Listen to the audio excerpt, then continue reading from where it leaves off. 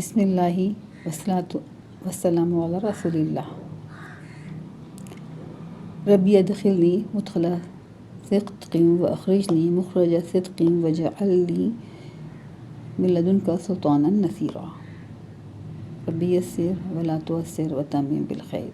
ربی اشرح لی صدری ویسر لی امری واحلل عقدۃ من لسانی یفقہوا قولی واجعل لی وزیرا من اہلی. ربی زدنی علما ربی زدنی علما ربی زدنی علما. السلام علیکم. سیدہ سیما حاضر ہیں. ہم نے پڑھا تعوذ، اعوذ باللہ من الشیطان الرجیم. اس میں ہم نے اللہ تعالیٰ سے پناہ مانگی. اب اس کے مطالعے کے بعد ہمیں کیا کرنا ہے؟ ہمیں دعا کرنی ہے کہ اللہ تعالیٰ ہمیں شیطان مردود کے ہر طرح کے شر سے بچائے، اس کی چالوں سے بچائے، اور ہمیں ایسی حفاظت عطا فرمائے جیسی ایک آپ نے دیکھا ہوگا کہ ہڈی پر گوشت لگا ہوتا ہے، اس کو آپ آسانی سے نہیں اتار سکتے. تو ایسا بالکل پکی پناہ ہمیں اللہ تعالیٰ کی چاہیے. پھر ہمیں اپنا احتساب کرنا چاہیے کہ ہم کتنی بار اللہ سے پناہ مانگتے ہیں اور کتنی بار ہم شیطان کے چکروں میں آ جاتے ہیں. یہ احتساب کرتے ہوئے ہمیں پلان کرنا چاہیے کہ ہم شیطان مردود کے چکر میں نہیں آئیں گے اور اس سے بچنے کی کوشش کریں گے. اور اس سے بچنے کا ایک ہی طریقہ ہے کہ ہم اعوذ باللہ من الشیطان الرجیم پڑھیں گے. ہمارے دل میں کسی سے بدلے کا خیال آئے گا تو ہم اعوذ باللہ من الشیطان الرجیم پڑھیں گے.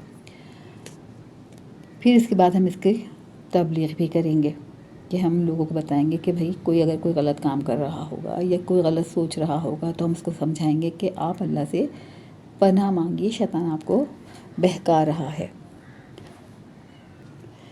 ایک بات پھر بتاتی چلوں کہ شیطان ہمارا سب سے بڑا اور بدترین دشمن ہے.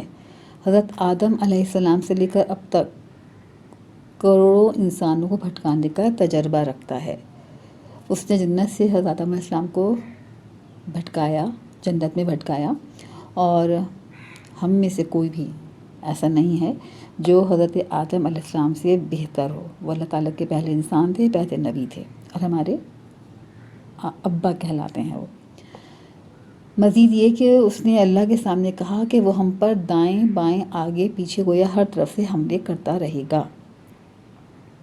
ہم شیطان کو نہ دیکھ سکتے ہیں اور نہ ہی مار سکتے ہیں، نہ اس کو اسلام کی دعوت دے سکتے ہیں.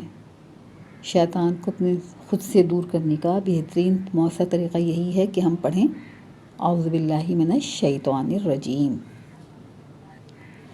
شیطان نے چونکہ اللہ تعالیٰ کی نافرمانی کی اور اللہ تعالیٰ کی رحمت سے دور ہو گیا، تو اب اس کی خواہش یہ ہے کہ ہم بھی اللہ تعالیٰ کی رحمت سے دور ہو جائیں اور سیدھی راہ سے بھٹک جائیں. اس کا مقصد ہمیں جہنم میں لے جانا ہے. اس لیے پورے شعور اور عاجزی کے ساتھ اللہ سے حفاظت مانگیے. کہتے ہیں نا کہ شیطان کی نیکی میں بھی بدی چھپی ہوئی ہوتی ہے. میں کہیں پڑھ رہی تھی کہ ایک صاحب تھے، وہ نماز کے بڑے پابند تھے. تو ایک دن شیطان نے جو ہے وہ ان کی نماز فجر قضا کروا دی. وہ بہت روئے اور بہت انہوں نے گریہ کیا، بہت زیادہ روئے اللہ تعالیٰ کے سامنے کہ میری نماز کیسے قضا ہو گئی. تو اگلے دن جو ہے شیطان نے ان کو خود اٹھا دیا. وہ سو رہے تھے، اس نے ان کو اٹھایا. تو انہوں نے بھائی پوچھا تم کون ہو؟ تو اس نے کہا میں شیطان ہوں، ابلیس.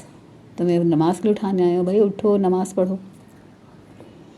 وہ بڑے حیران ہوئے اور انہوں نے پوچھا کہ بھائی تمہارا تو کام نماز سے روکنا ہے، تو تم مجھے نماز کے لیے اٹھانے کیسے آ گئے؟ تو ابلیس نے کہا، شیطان مردود نے کہا کہ کل تمہاری فجر کی نماز قضا ہوئی اور تم نے اتنا گریہ کیا، تم اتنا روئے، اتنا دھوئے کہ اللہ تعالیٰ نے تمہیں اس ایک کی جگہ 10 نمازوں کا اجر عطا کر دیا. تو میں نہیں چاہتا کہ تمہیں مزید 10 نمازوں کا اجر ملے، مزید 9 نمازوں کا اجر ملے.